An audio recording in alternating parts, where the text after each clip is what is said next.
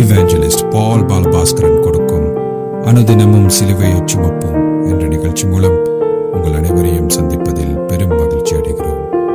இந்த நிகழ்ச்சி உங்களுக்கு ஆசீர்வாதமாக இருந்தால் இதனை மற்றவர்களுக்கும் எடுத்துச் செல்ல வேண்டும் என்று உங்களை அன்புடன் வேண்டிக் கொள்கிறோம்.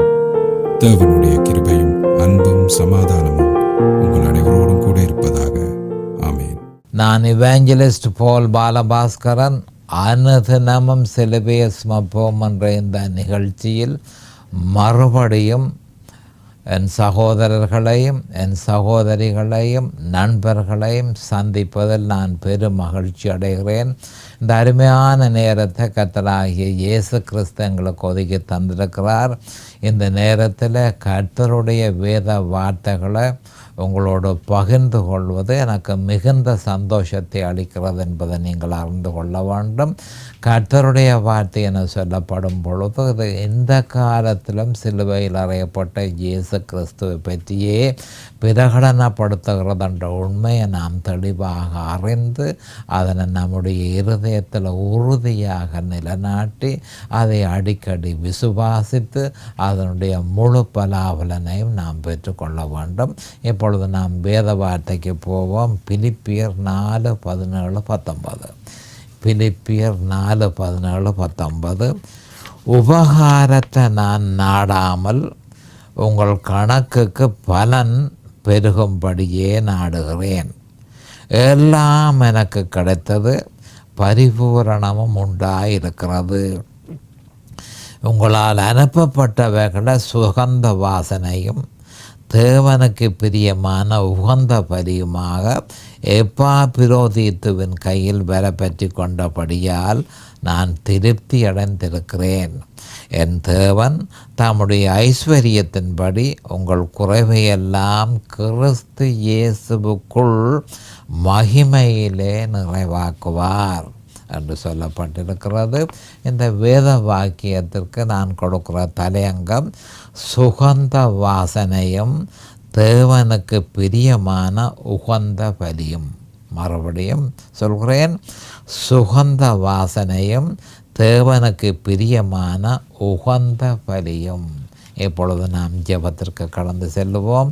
அருமையானங்கள் பிதாவே உமக்கு ஸ்தோத்திரம். பரலோகத்தின் தேவனே உமக்கு ஸ்தோத்திரம்.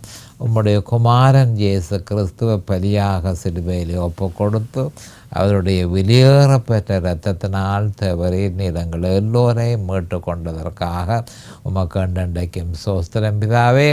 இந்த நேரத்தில் இதனை கேட்டுக்கொண்டிருக்கிற என் சகோதர சகோதரிகள் நண்பர்கள் எல்லோரையும் தேவரீர் ஆசீர்வதித்து அபிஷேகித்து பிரகாசமான மனக்கண்களை அவர்களுக்கு கொடுத்து உம்முடைய வேத வார்த்தைகளை அறிந்து கொள்ளக்கூடிய பாக்கியத்தையும் அவர்களுக்கு கொடுத்தருள வேணுமென்றும் அதே நேரம் அடியேனையும் அபிஷேகித்து அவர்களுக்கு நிதானமான முறையில் போதிக்க உம்முடைய பரிசுத்த ஆவியானவர் அவரே முன்னின்று போதனையை செய்ய வேணுமென்று இயேசு கிறிஸ்துவின் நாமத்தினால் கேட்டுக்கொள்கிறேன் பிதாவே. ஆமேன் and amen and amen. Hallelujah, hallelujah, hallelujah. Thank you Jesus. Praise the Lord, praise the Lord, praise the Lord. அப்போ இந்த வேத வார்த்தையில் நம்ம அது என்று சொன்னால் மிக முக்கியமாக 19ஆம் வசனத்தில், பிலிப்பியர் 4:19வது வசனத்தில், என் தேவன் தம்முடைய ஐஸ்வர்யத்தின்படி உங்கள் குறைவையெல்லாம் கிறிஸ்து இயேசுவுக்குள் மகிமையிலே நிறைவாக்குவார் என்று சொல்லி பவுல் அப்போஸ்தலர் இந்த உபகாரத்தை, அதாவது இந்த கொடுப்பனவை மேற்கொண்ட பிலிப்பியர்களுக்கும் மற்றும் இந்த கொடுப்பனவை மேற்கொள்ளுகிற எல்லா மனுஷர்களுக்கும் ஆசீர்வாதத்தை பிரகடனப்படுத்தி இருக்கிறார். அந்த ஆசீர்வாதம் கிறிஸ்து இயேசுவுக்குள், அந்த ஒரு சொல்லு மிக முக்கியமான ஒரு விஷயம். அப்போ கிறிஸ்து இயேசுவுக்குள் இருக்கும் பொழுதே மகிமையிலே நிறைவாக்குவார் என்று சொல்லப்பட்டிருக்கு. அப்போ அதனுடைய அர்த்தம் என்ன? இந்த ஆசீர்வாதத்தை பெற்றுக்கொள்ளுகிறதுக்கு ஒரு மனுஷன் கிறிஸ்துவுக்குள் இருக்க வேணும். அவன் எப்படி கிறிஸ்துவுக்குள்ளே இருக்கலாம் என்று சொன்னால், அவன் இயேசு கிறிஸ்துவை விசுவாசித்து அந்த விசுவாசத்தில் நிலைத்திருந்து இயேசு கிறிஸ்துவையும் அவர் சிலுவையில் செய்து முடித்ததையும் விசுவாசித்து அந்த விசுவாசத்தில் நிலைத்திருக்கும் பொழுது அவன் கிறிஸ்துவுக்குள்ள நிலைத்திருக்கிறான். அவன் தொடர்ந்து நிலைத்திருக்க வேண்டியவனாக இருக்கிறான்.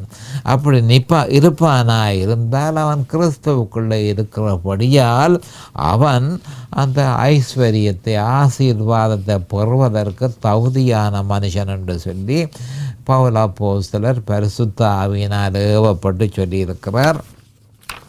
அப்போ நாங்கள் அறிய வேண்டியது என்ன மாதிரி என்று சொன்னால், பவுல் அப்போஸ்தலர் பொதுவாக அதாவது அந்த நேரம் பொதுவாக பவுல் அப்போஸ்தலரை பற்றி ஒரு தப்பான அபிப்பிராயம் எல்லாரிடத்திலும் இருந்தது. அநேகமான கிறிஸ்தவர்களிடத்திலே அந்த தப்பான அபிப்பிராயம் இருந்தது. அது என்னென்று சொன்னால், பவுல் அப்போஸ்தலர் சுவிசேஷத்தை தனக்கு சாதகமாக பாவித்து கடவுளென்ற பேரால் பணம் சேர்க்கிறார் என்ற ஒரு அவதூறான கூற்று அவருடைய எதிரிகளினாலும் சிலுவைக்கு பகைஞர்களினாலும் அந்த நேரத்தில் ஏறெடுக்கப்பட்டது. அப்போ என்ன மாதிரி என்று சொன்னால், அந்த நேரத்தில் இருந்த கிறிஸ்தவர்கள் இந்த மாதிரியான சிந்தனையை உடையவர்களாக இருந்தார்கள். இவர் காசு சேர்க்கிறதுக்காக சுவிசேஷத்தை தனக்கு சாதகமாக பயன்படுத்தி கொள்கிறார் என்று சொல்லி அந்த நேரத்தில் ஜனங்கள் அவர் மேல் ஒரு குற்றச்சாட்டை தெரிவித்தார்கள். இப்போவும் அதே குற்றச்சாட்டு நடைமுறையில் இருக்கிறது என்பதை நாம் அறிந்து கொள்ள வேண்டும். ஒரு உண்மையான கர்த்தருடைய ஊழியக்காரன் ஜனங்கள் பணத்தை கொடுக்கும் பொழுது பொதுவாக இன்னொரு பக்கத்தால் சாத்தானுடைய ஊழியக்காரர்கள் அவர் இந்த சுவிசேஷத்தை பாவித்து தன் பணத்தை சேர்த்து கொள்ளுகிறார் என்று சொல்கிறது இப்போவும் நடைமுறையில் இருக்குது. அப்போ அந்த பவுல் அப்போஸ்தலருடைய காலத்தில் நடைமுறையில் இருந்தது, இப்போவும் நடைமுறையில் இருக்குன்றதை நாம் அறிந்து கொள்ள வேண்டும். ஆனபடியால் தற்பாதுகாப்பு நடவடிக்கையாக பவுல் அப்போஸ்தலர் தான் காணிக்கைகளையும் தசம பாகத்தையும் அன்பளிப்புகளையும் பெற்றுக்கொள்வதன் நோக்கத்தை பற்றி அவர் விவரிக்கையில், உபகாரத்தை நான் நாடாமல் உங்கள் கணக்குக்கு பலன் பெருகும்படியே நாடுகிறேன் என கூறியிருந்தார். எனக்கு உபகாரம் பவுல் அப்போஸ்தலர் சொல்லுகிறார், எனக்கு தேவையான ஒரு விஷயம் என்றதல்ல. நீங்கள் உங்களுடைய கொடுப்பனவுகள் அதால் உங்களுக்கு பலன் கிடைக்க வேணும் என்றது தான் என்னுடைய விருப்பமே தவிர நான் என்ன ஐஸ்வர்யவான் ஆக்கி கொள்வதற்காக உங்களிடத்திலிருந்து பணத்தை பெற்றுக்கொள்வதில்லை. ஆனால் நீங்கள் பணத்தை எனக்கு கொடுக்கும் பொழுது நீங்கள் ஆசீர்வதிக்கப்பட வேண்டும் என்பதே என்னுடைய முக்கியமான நோக்கம் என்று சொல்லி பிலிப்பியர் 4:17 அவர் சொல்லியிருக்கிறார். அப்போ கொடுப்பனவுகளினால் கொடுப்பவனுக்கு பலன் பெருக வேண்டும், கொடுப்பவனுக்கு கனி பெருக வேண்டும், அவனுடைய கணக்கு தேவனுடைய பார்வைக்கு பிரியமாயிருக்க வேண்டும் என்பதே தன் விருப்பம் என்பதனை பவுல் அப்போஸ்தலர் தெளிவுபடுத்தி இருந்தார். தேவன் கொடுப்பவனுடைய கணக்கில் அவன் கொடுத்த காணிக்கை, தசமபாகம், அன்பளிப்பு ஆகியவற்றின் தொகை என்ன, அதற்கு ஈடாக அவன் பெற்றுக்கொண்ட தொகை என்ன என்பவற்றின் கணக்கு விவரங்களை அவரே பதிவு செய்கிறார். கர்த்தரே பதிவு செய்கிறார் என்பதை நாம் அறிந்து கொள்ள வேண்டும். என்ன மாதிரி என்றால், இவன் கொடுத்தது எவ்வளவு, இவன் பெற்றுக்கொண்டது எவ்வளவு, அப்போ அந்த கணக்கை அவரே மேற்கொள்ளுகிறார் என்று சொல்லி பவுல் அப்போஸ்தலர் சொல்லியிருக்கிறார். அப்போ பவுல் அப்போஸ்தலர் தான் பெற்றுக்கொண்டவைகளை பற்றி பிலிப்பியர் 4:18 பரிசுத்த ஆவியினால் ஏவப்பட்டு சொல்லி இருப்பதை சற்று விவரமாக பார்ப்போம். அது எப்படி என்றால், எல்லாம் எனக்கு கிடைத்தது பரிபூரணமும் உண்டாயிருக்கிறது என கூறினார். அப்போ பிலிப்பியர்களுடைய அன்பளிப்புகள் தாராள மனப்பான்மையுடன் கொடுக்கப்பட்டதை அவர் பாராட்டுகிறார். அப்போ நான் சொல்லுகிறது என்ன மாதிரி என்று சொன்னால், கொடுப்பனவுகளை மேற்கொள்ளும் பொழுது கர்த்தரிட்ட ஜெபம் பண்ணி எவ்வளவு பணம் கொடுக்க வேணும் என்பதை அவர் இருதயத்தில் நியமித்த பிறகு அதை கொடுக்கும் பொழுது மிகுந்த சந்தோஷத்தோடையும் தாராள மனப்பான்மையுடனும் நம்முடைய கொடுப்பனவுகளை நாம் மேற்கொள்ள வேண்டும். அப்போ பிலிப்பியர்களுடைய அன்பளிப்புகள் அந்த விதமாக தனக்கு கிடைத்தது. ஆனபடியால் தான் எல்லாம் எனக்கு கிடைத்தது, பரிபூரணமும் உண்டாயிருக்கிறது என்று சொல்லி பவுல் அப்போஸ்தலர் சொல்லியிருக்கார். அந்த விதமாகத்தான் கொடுப்பனவு இருக்க வேணும். அவன் பரிபூரணமாக இந்த கொடுப்பனவுகள் பரிபூரணமாக அவனுக்கு மேற்கொள்ளப்பட வேண்டும். ஆனபடியால் மனதார அவன் திறந்து அந்த கொடுப்பனவுக்கு ஆசீர்வதிக்கும் பொழுது கர்த்தராகிய ஆண்டவரும் அதனை ஆசீர்வதிக்கிறார் என்பதை நாம் மறந்து கொள்ள வேண்டும். ஆனால் அந்த ஊழியத்தை நாம் தெளிவாக அறிந்து, என்ன ஊழியம் என்பதை அறிந்தே அந்த கொடுப்பனவுகள் மேற்கொள்ளப்பட வேண்டும். இதில் நாம் தவறுவோமா இருந்தால் நம்முடைய கொடுப்பனவள் சில வேளைகளில் நமக்கு சாபமாகவும் முடியும் என்பதை நாம் தெளிவாக அறிந்திருக்க வேண்டும்.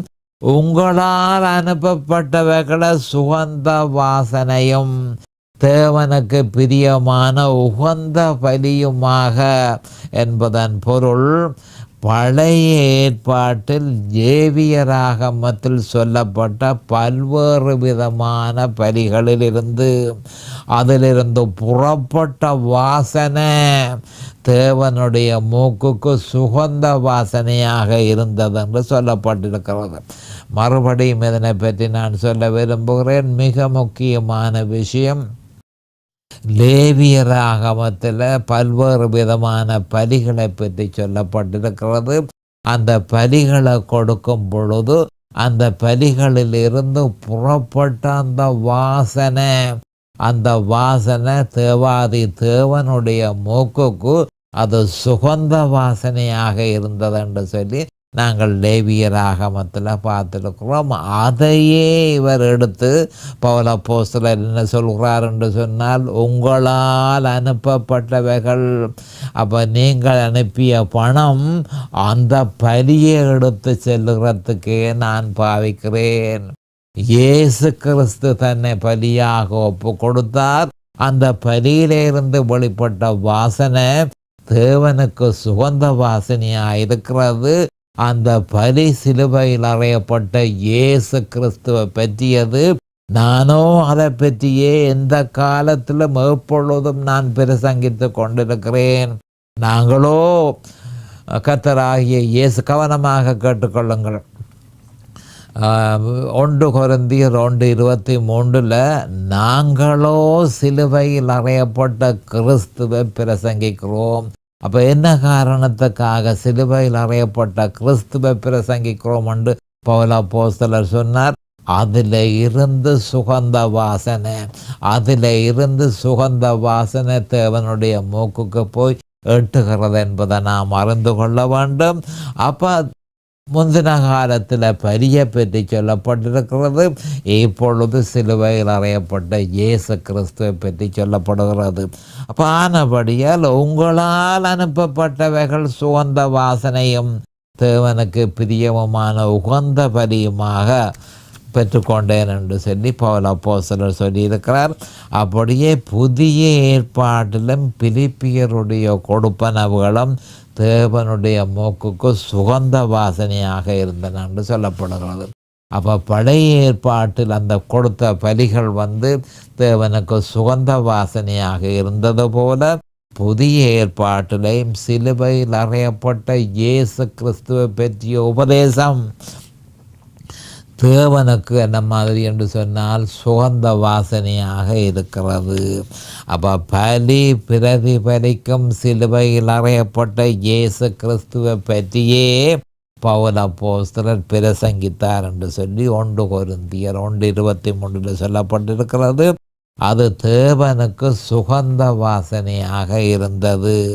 பழைய ஏற்பாட்டில் இஸ்ரவேலியர்கள் கொடுத்த பலி தேவனுடைய மூக்குக்கு சுகந்த வாசனையாக இருந்தது போல சிலுவையில் அறையப்பட்ட இயேசு கிறிஸ்துவை பற்றிய பிரசங்கம் தேவனுக்கு அவருடைய மூக்குக்குள் சுகந்த வாசனையாக செல்கிறது என்பதை நாம் அறிந்து கொள்ள வேண்டும். 1 கொரிந்தியர் 1:14 அப்படி சொல்லப்பட்டிருக்கிறது. 1 கொரிந்தியர் 1:23 சொல்லப்பட்டிருக்கிறது. 1 கொரிந்தியர் 2:2 சிலுவையில் அறையப்பட்ட இயேசு கிறிஸ்துவை பற்றிய விசுவாசம், அதை பற்றிய விசுவாசம், அதை பற்றிய உபதேசமே தேவனுடைய மூக்குக்கு சுகந்த வாசனையாக போகிறது என்பதை நாம் அறிந்து கொள்ள வேண்டும். பவுல் அப்போஸ்தலருக்கு காணிக்கையை கொடுத்தவர்கள் சிலுவையின் செய்தியை எடுத்து செல்வதற்கே அந்த அன்பளிப்புகளை கொடுத்தார்கள் என்பதை நாம் அறிந்திருக்க வேண்டும். அந்த கொடுப்பனவுகள் பாவ நிவர்த்தி செய்கிற கிறிஸ்துவின் பலியாக தேவன் அதனை பார்க்கிறார் என்பதை நாம் அறிந்திருக்க வேண்டும். தேவனை பொறுத்த அளவில் அதைவிட பெரிதாக ஒன்றுமே இல்லை. அடுத்ததாக எப்பாபிரோதியத்தின் கையில் வரப்பற்றி கொண்டபடியால் நான் திருப்தி அடைந்திருக்கிறேன் என்ற சொற்றொடரில் இருந்து பிலிப்பையிலிருந்து ரோமுக்கு எப்பாபிராதியத்து பிலிப்பியர்களின் அன்பளிப்பை கொண்டு வந்தான் என்பது தெளிவாகிறது.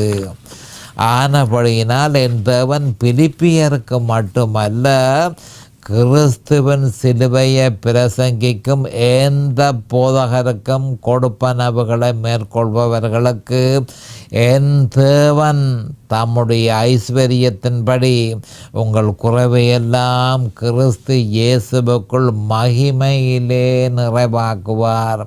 அப்போ அந்த கொடுப்பனவுகளை பெற்றுக்கொண்ட உடனே பவுல் அப்போஸ்தலர் ஆசீர்வாதத்தை கொடுக்கிறார். அந்த ஆசீர்வாதம் என்ன? என் தேவன் தம்முடைய ஐஸ்வர்யத்தின்படி. அப்போ அவர் எல்லாருக்கும் கொடுக்க முடியுமோ, இந்த மாதிரி கொடுக்க முடியுமோ, அந்த மாதிரி கொடுக்க முடியுமோன்ற சிந்தனை உங்களுக்கு வேண்டாம். அவருடைய ஐஸ்வர்யத்தின்படி உங்கள் குறைவையெல்லாம் கிறிஸ்து இயேசுவுக்குள் நீங்கள் இருப்பீர்களாய் இருந்தால் மகிமையிலே அவர் நிறைவேற்றுவார் என்று சொல்லி பெரும் ஆசீர்வாதத்தையும் பெரும் வாக்குத்தத்தத்தையும் அவர் கொடுத்திருக்கிறார். அப்போ பிலிப்பியர் 4:19 அதை வாக்குத்தத்தமாக கொடுக்கப்பட்டது. கர்த்தருடைய நாமத்தினாலே அவர்களை ஆசீர்வதித்தார்.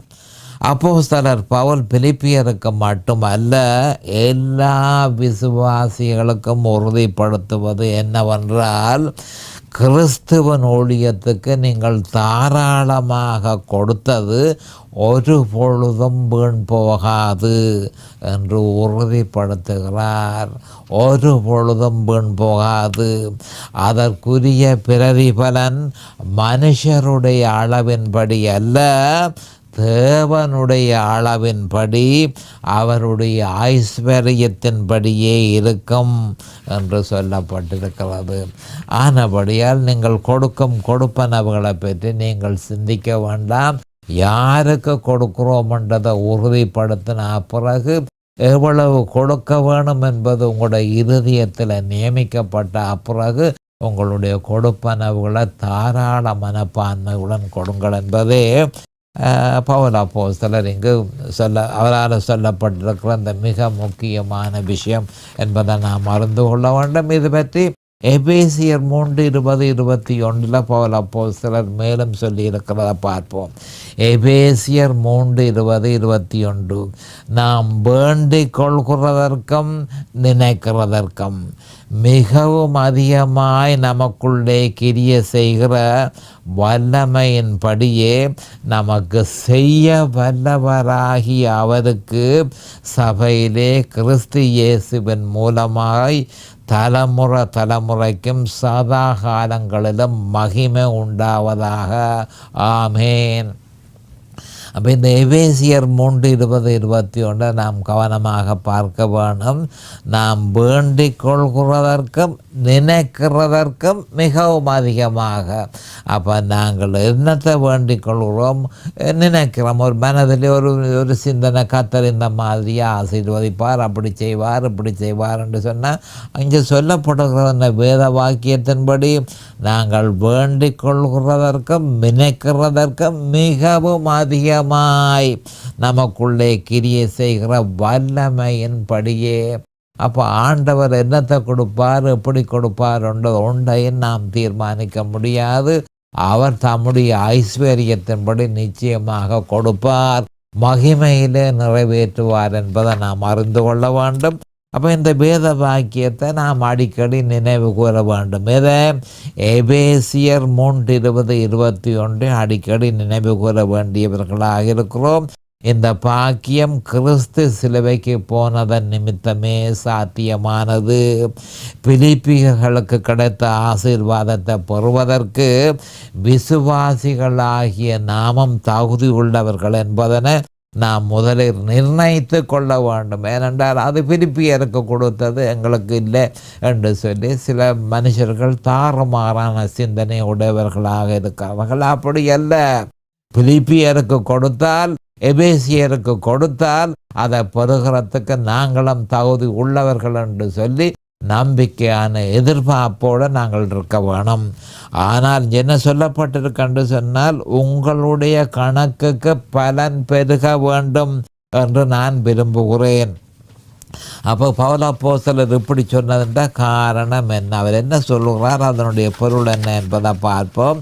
பவுலப்போஸ்தலர் பிலிப்பியர்களுடைய அன்பளிப்புகளை வரவேற்றாலும் அவர்கள் ஆவிக்குரிய வளர்ச்சியையும் ஸ்பிரிச்சுவல் growth, ஆவிக்குரிய முதிர்ச்சியையும் ஸ்பிரிச்சுவல் மெச்சூரிட்டி முதலாவதாக பெற வேண்டும் என விரும்பினார். அப்போ பவுல் அப்போஸ்தலர் சொல்லுகிறது என்ன மாதிரி என்றால், உங்களுடைய கொடுப்பனவுகளுக்கு பலன் வேண்டும் என்று நான் விரும்புகிறேன். அப்போ அவர் சொல்லுகிறது வெறுமனைய பணத்தை பற்றி அல்ல, அதாவது ஆவிக்குரிய வளர்ச்சி உங்களுக்கு கிடைக்க வேணும், ஆவிக்குரிய முதிர்ச்சியை நீங்கள் பெற வேணும். அது முதலாவது, அது மிக முக்கியமானது. ஏனென்றால் மத்தேயு 6:33 முதலாவது தேவனுடைய ராஜ்யத்தையும் அவருடைய நீதியையும் தேடுங்கள், அப்பொழுது இவைகளெல்லாம் உங்களுக்கு கூட கொடுக்கப்படும்.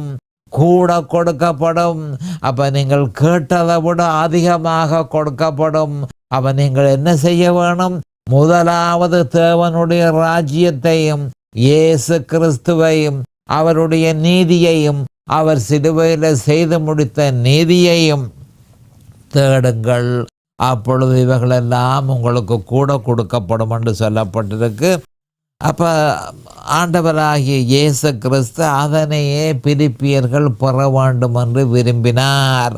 முழு மனதோடும் உற்சாகத்தோடும் தேவனுக்கு கொடுக்கப்பட்ட எந்த கொடுப்பனவுகளும் பரலோகத்தில் அதற்குரிய வட்டியும் கூட்டு வட்டியும் தேவனுடைய கணக்கின்படி சேர்த்தே கொடுக்கப்படுகிறது என்பதனை நாம் அறிந்து கொள்ள வேண்டும்.